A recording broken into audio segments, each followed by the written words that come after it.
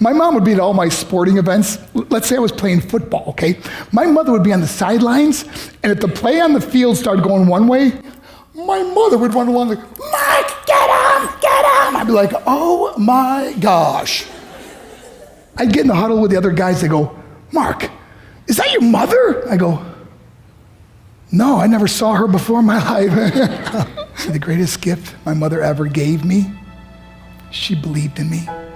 I have overdosed on drugs on 3 occasions where I should have been dead. But I believe I was kept here for a reason. You show me your friends, I will show you your future. How do I know this? I hung out with losers, and I became the biggest loser of them all because I gave up everything I dreamt about as a little boy because of who I chose to surround myself with. My friends would drive me home at 2, 3, 4 in the morning. We'd be drunk and high, laughing in the car. We'd pull up in front of my house in New York. They go, Mark, the light's on. I go, oh man, my mother's up. See, my mom wouldn't go to bed until she knew her son was still alive. I'd walk in, she'd say, hi, Mark, how was your night? I go, it's good, Mom, I'm just gonna go to bed. She goes, can I talk to you for a minute? I go, Mom, I'm tired, I'm just gonna go to bed. She goes, Mark, I haven't seen you all day and all night. Can I please talk to you? I said, man, just leave me alone. You bug me. I'd slam my bedroom door on the one person who believed in me. I was on a worldwide tour and we were wrestling overseas in Japan. After my wrestling match, I went upstairs in my hotel room and I fell asleep. There was a knock at my door at 3 o'clock in the morning. I got out of bed and I looked through the safety window and I could see it was a Japanese promoter.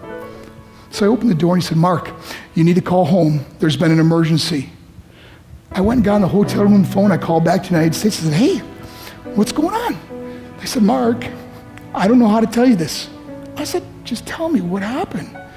All of a sudden they started crying. They go, Mark, I can't tell you. I said, just say it. They said, Mark, your mother died. I just threw the phone down. I ran out of my hotel room. I took the elevator to the lobby, and when the doors opened up, I just ran out into the street. I mean, there was no cars, there was no people. It was 3 o'clock in the morning. And I walked down the middle of a street in Hiroshima, Japan, and I remember looking up and just saying, Mom, I am so sorry. I flew home for her funeral, and I was so nervous to walk up to her casket, so I just stood way in the back. And I kept looking from a distance. I kept thinking to myself, Mom, please wake up. Please get up. And then I finally got the nerve to walk up to her. And as I got closer, I could see my mom for the first time. I mean, she was so beautiful. She was dressed in white. I mean, she looked like an angel. And I just stood over it. I said, Mom, you are my hero. Everything I am, everything I hope to be was because of you. You loved me so much, you gave me a life. You're the only one that ever believed in me. How did I repay her? By getting drunk, by getting high, by getting stupid, by hanging out with losers? For what? All she ever wanted to do was talk to me. I wish I could talk to you now, Mom. I wish you could see what I'm doing. Why couldn't I have been a better son?